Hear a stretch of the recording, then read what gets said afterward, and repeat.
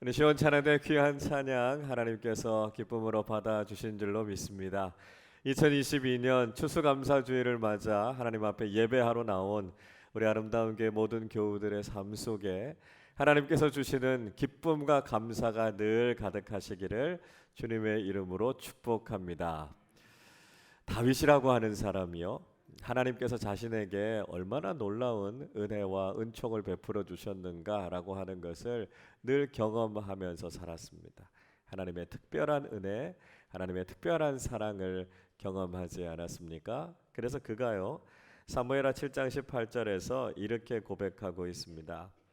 다윗 왕이 여호와 앞에 들어가 앉아서 이르되 주 여호와여, 나는 누구이오며 내 집은 무엇이기에 나를 여기까지 이르게 하셨나이까 말씀하고 있습니다. 자신처럼 부족한 사람을 사랑하셔서 이스라엘의 왕으로 세워주셨고요, 자신의 가문을 왕의 가문으로 세워주신 걸 생각하니까 너무 감사한 거죠. 그 고백을 다윗이 하고 있습니다. 사도 바울도요, 비시디아 안디옥에서 설교하면서 사도행전 13장 22절에서 다윗에 대해서 이렇게 이야기합니다. 다윗을 왕으로 세우시고 증언하여 이르시되 내가 이새의 아들 다윗을 만나니 내 마음에 맞는 사람이라 내 뜻을 다 이루리라, 이렇게 말씀하셨습니다. 이스라엘의 초대 왕이었던 사울을 패하시고 다윗을 세워주셨습니다. 그리고 이스라엘의 왕이 된 다윗을 향해서 하나님께서 무슨 말씀하시냐 하면 내 마음에 맞는 사람이다, 그를 통해서 내 뜻을 이루겠다, 이렇게 말씀하셨습니다. 그러니까 이 다윗이라고 하는 사람, 하나님의 마음에 합당한 사람이었고요, 하나님께서 그렇게 마음에 들어 하시는 사람이었습니다. 자, 우리가 지난 9월, 10월 사무엘 하의 말씀을 큐티하지 않았습니까? 그 말씀을 통해서 우리가 다윗이라고 하는 사람이 어떤 사람인가 하는 것에 대해서 우리가 쭉 살펴봤습니다. 그런데 사실 다윗이라고 하는 사람, 정욕에 사로잡혀서 간음죄를 저지르지 않았습니까? 그 죄를 덮어버리기 위해서 사람을 죽이는 일을 했던 사람이었습니다. 자신의 아들이 자신의 권력에 대해서 반역을 일으켜서 왕국에서 쫓겨나기도 했고요, 이후에 그가 교만해져서 인구조사를 했다가 이스라엘 전체에 전염병이 돌아서 큰 고생을 하지 않았습니까? 어떻게 보면 이 다윗이라고 하는 사람, 죄와 허물 투성이었던 사람이었는데요, 하나님께서는 그를 마음에 들어 하셨습니다. 그가 하나님을 위해서 성전을 짓겠다라고 하는 소원을 가졌을 때 하나님께서 그 손에 피가 가득해서요, 성전을 짓지 못할 것이다, 이렇게까지 말씀하지 않으셨습니까? 자, 인간적으로 보면 이렇게 결격 사유가 많았던 다윗이었는데요, 하나님께서는 그 다윗을 향해서 내 마음에 꼭 드는 사람이다, 그렇게 말씀하셨습니다. 여러분, 우리가 이 말씀을 어떻게 이해해야 될까요? 오늘 우리가 읽은 시편 138편은 다윗의 시편입니다. 오늘 이 시편을 시작하면서 다윗은 감사와 찬송을 하나님께 드리고 있다, 이렇게 고백하고 있습니다. 자, 우리 1절 말씀을 같이 읽어보겠습니다. 내가 전심으로 주께 감사하며 신들 앞에서 주께 찬송하리이다. 아멘. 다윗은 전심으로요, 온 마음과 모든 뜻을 다해서 하나님께 감사하고 있다, 그렇게 이야기합니다. 그리고 모든 신들 앞에서 하나님께 찬송하고 있다고 고백하죠. 자, 이 말은 다윗이 다른 신들을 인정했다, 그런 이야기가 아니고요, 세상에서 흔히 이야기하는 신들, 그런 신들과는 다르게 오직 하나님만이 우리의 찬송을 받으실 분이시다, 그렇게 이야기하고 있는 것입니다. 자, 그런데 이 감사하다라고 하는 말과 찬송하다라고 하는 말이 사실은 같은 의미라는 거예요. 이 감사하다라고 하는 히브리어 단어는 야다라는 말을 쓰는데요, 이 말은 고백하다, 찬양하다, 그런 뜻입니다. 이 찬송하다라고 하는 말, 자마르라고 하는 말인데요, 이게 감사하다, 찬양하다, 그런 뜻이에요. 그래서 NIV 영어 성경에 읽어보면 이 감사하다라고 하는 말, 찬양하다라고 하는 말을 똑같이 praise, 하나님을 찬양한다라고 하는 말로 번역하고 있습니다. 그러니까 감사와 찬양은 서로 다르지 않다라고 하는 거죠. 자, 사도 바울도 그 이야기하고 있지 않습니까? 골로새서 3장 16절에서 이렇게 말씀합니다. 그리스도의 말씀이 너희 속에 풍성히 거하여 모든 지혜로 피차 가르치며 권면하고 시와 찬송과 신령한 노래를 부르며 감사하는 마음으로 하나님을 찬양하고 이렇게 이야기합니다. 그러니까 바울이 무슨 이야기하냐 하면요, 감사와 찬양은 뗄래야 뗄 수 없다는 겁니다. 그러니까 감사하는 마음이 있으면 하나님을 찬양하게 된다는 거죠. 자, 앞에서 드렸던 질문, 왜 하나님께서 다윗을 그렇게 마음에 들어 하셨을까요? 다윗을 향해서 하나님의 마음에 합당하다라고 말씀하셨던 이유가 뭘까요? 물론 여러 가지로 이유를 이야기할 수 있겠습니다만 저는 그렇게 생각합니다. 다윗이요, 하나님을 생각하면 너무 감사해서 찬양하지 않을 수 없었다라고 하는 거죠. 하나님께서 내려주신 구원의 은혜, 하나님께서 자신처럼 보잘것없는 사람을 이스라엘의 왕으로 세워주신 걸 생각하니까요, 너무너무 감사해서 찬양하지 않을 수가 없었던 거예요. 그래서 다윗은 찬양이 그치지 않았고요, 그는 노래하기를 즐겨했던 사람이었다라고 하는 겁니다. 그래서 사무엘하 23장 1절에서 다윗이요 자신을 이렇게 소개하고 있습니다. 이는 다윗의 마지막 말이라 이새의 아들 다윗이 말하며 높이 세워진 자, 야곱의 하나님께로부터 기름 부음 받은 자, 이스라엘의 노래 잘하는 자가 말하노라 이야기합니다. 다윗은요, 하나님을 향해서 노래하는 사람, 특별히 노래 잘 부르는 사람이었다는 것입니다. 이 이야기는 뭐 노래를 잘 부른다 이것도 있었겠지만 늘 기쁨으로 하나님 앞에 노래하기를 즐겨하는 사람이었다라고 하는 뜻입니다. 여러분, 우리가 언제 노래하게 됩니까? 우리의 삶에 불평과 원망이 있으면 노래가 나오지 않습니다. 인생을 생각할 때요, 염려와 근심이 가득 차 있으면 노래할 수가 없어요. 상황이 심각해지면 사람들이 무슨 이야기 합니까? 지금 노래 부를 때냐고, 지금 노래가 나오냐고요. 그래서 상황 파악 못하고 이렇게 흥얼흥얼 하는 사람 보면 막 그렇게 야단치기도 합니다. 여러분, 삶의 근심과 걱정과 불평과 원망이 있으면 우리 노래할 수 없어요. 그런데요, 우리의 삶에 기쁨이 있고요, 평안이 있고요, 감사가 있으면 그저 우리의 입술에서는 감사의 찬양이 흘러나온다는 거예요. 길을 걸어가면서도 흥얼흥얼하게 되고요, 설거지하면서도 하나님을 찬양하게 되는 것이죠. 우리에게 이런 감사가 있을 때 우리는 하나님을 노래하게 된다는 것입니다. 다윗은요, 하나님 생각할 때 찬양하지 않을 수 없었습니다.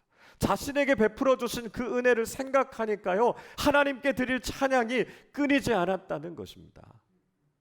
다윗은요, 감사하는 마음을 가지고 그저 평범하게, 그저 무미건조한 말로 하나님 감사합니다, 이렇게 할 수 없었다는 거예요. 그는 기쁨과 감격에 젖어서 하나님을 찬송했습니다. 자신이 할 수 있는 모든 방법을 다 동원해서 하나님을 노래했습니다. 그는 시를 지었고요, 악기를 가지고 하나님을 찬양했습니다. 심지어는요, 하나님을 찬양하느라고 자신의 옷이 흘러내리는 줄도 모르고 그렇게 하나님을 찬양했던 것이지요. 여러분, 하나님께서 다윗을 왜 그렇게 사랑하셨고 왜 그렇게 마음에 들어 하셨을까요? 다윗은 하나님만 생각하면 감사해서 노래하지 않을 수 없었고요, 하나님 때문에 늘 기쁨과 감격으로 찬양하는 사람이었기 때문이었습니다. 우리는 흔히 이렇게 생각합니다. 하나님께서 완벽하고 흠이 없는 사람들을 찾으실 것이다, 그렇게 생각합니다. 물론요, 우리가 요셉처럼 다니엘처럼 완벽하고 성숙한 신앙인이 되는 것 참 중요합니다. 그러나 여러분, 우린 다윗처럼 한참 부족하고 모자라는 사람들 아닙니까? 하나님 앞에 서기에는 참 보잘것없고 부족한 사람들 아닙니까? 그렇게 모자라고 그렇게 부족하지만 우리가 하나님의 마음에 합당한 신앙인이 될 수 있는 비결이 무엇입니까? 다윗처럼 하나님께 감사하고 하나님께 찬송할 수 있을 때, 비록 부족하고 모자란 우리지만 하나님께서는 우리를 기뻐하신다는 것이죠. 죄와 사망으로부터 구원해 주신 하나님께 감사하며 찬양하는 사람들이 되실 수 있기를 바랍니다. 하나님께서 우리의 참 좋은 아버지가 되어 주셔서 우리의 삶을 보살피시고 우리의 삶에 필요한 것들을 채워주시는 그 은혜로 인해서 감사하는 사람들이 되시기를 바랍니다. 우리로 하여금 영원한 하나님 나라를 바라보게 하시고 그 소망 가지고 찬송하며 살아가는 믿음의 사람들이 되시기를 주님의 이름으로 축원합니다. 자, 그렇다면 다윗이 이렇게까지 하나님께 감사할 수 있었던, 찬양할 수 있었던 이유가 무엇이겠습니까?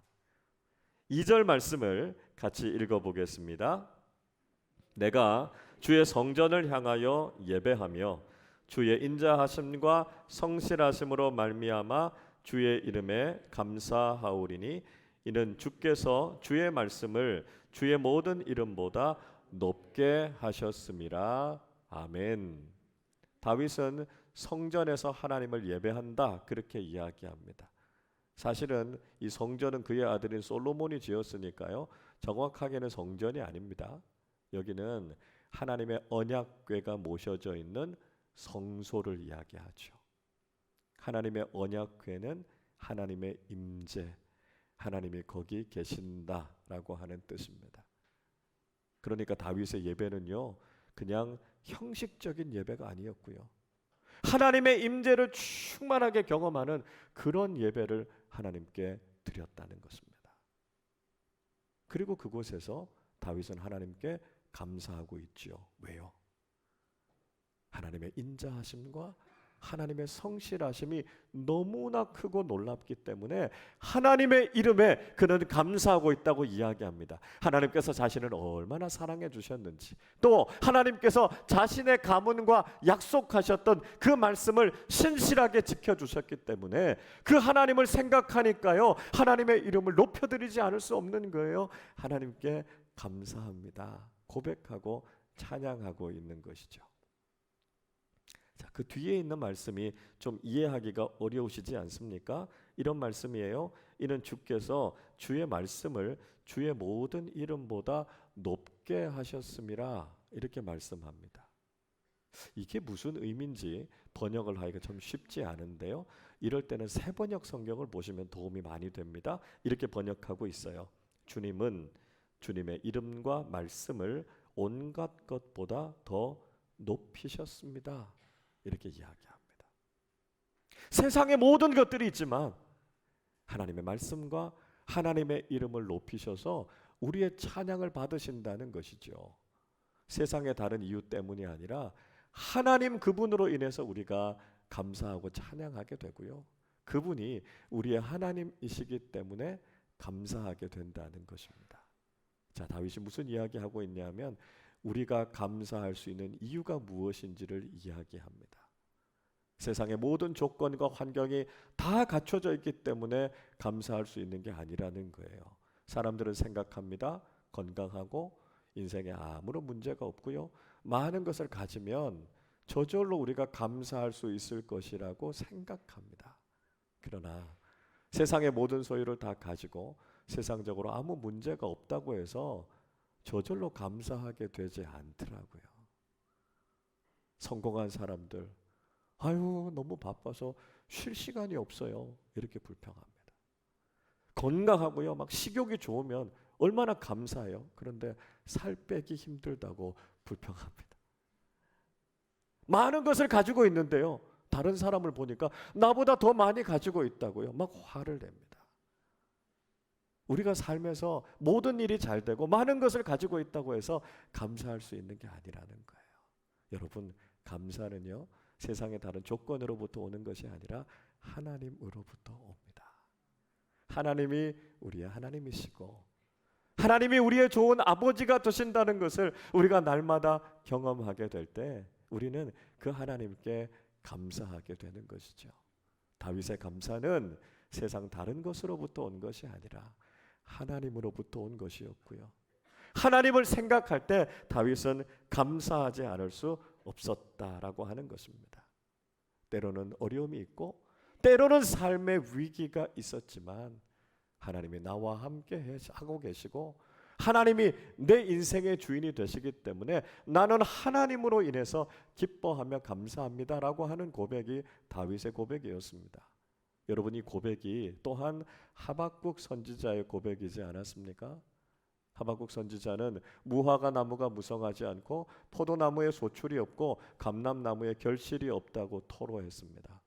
밭에는 먹을 것이 없었고요, 우리에는 가축이 없었고요, 외양간에는 소가 없었습니다.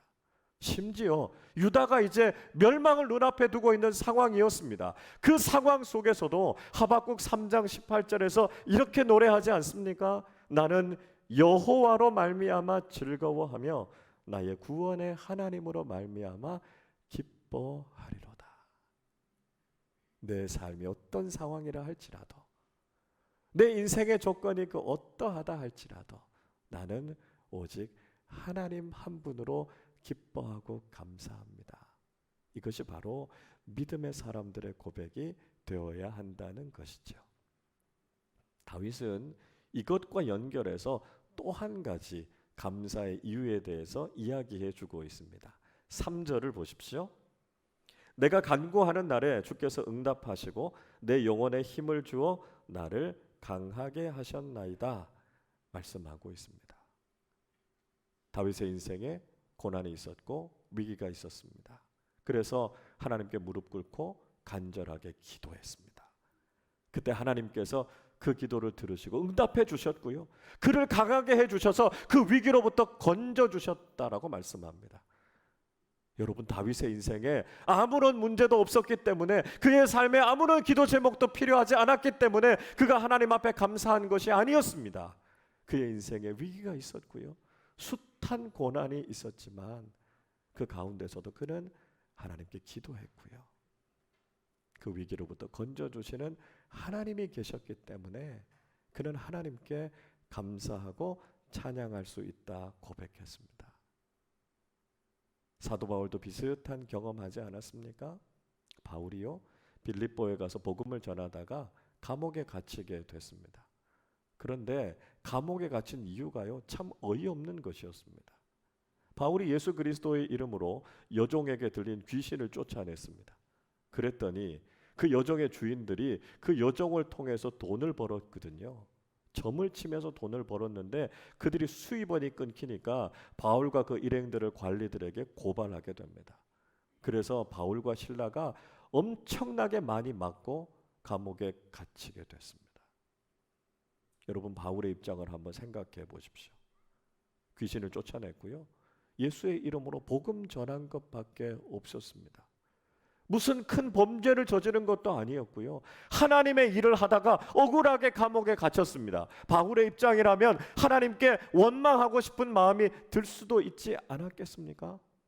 그러나 바울은 전혀 그런 마음이 없었습니다. 무엇을 보면 알 수 있습니까? 사도행전 16장 25절에서 이렇게 말씀하고 있습니다.